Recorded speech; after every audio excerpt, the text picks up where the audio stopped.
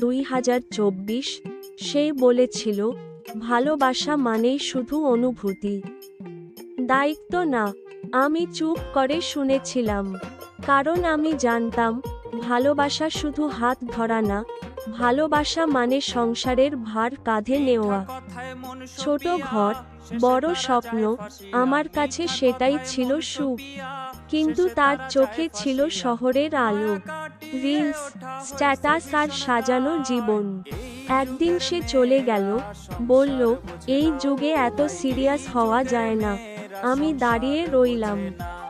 চুলার আগুন নিভে গেল, কিন্তু বুকের আগুনটা নিভল না।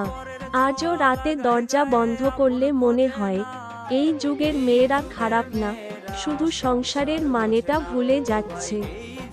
আর কিছু ভালোবাসা শুধু বোঝার অভাবে ইতিহাস হয়।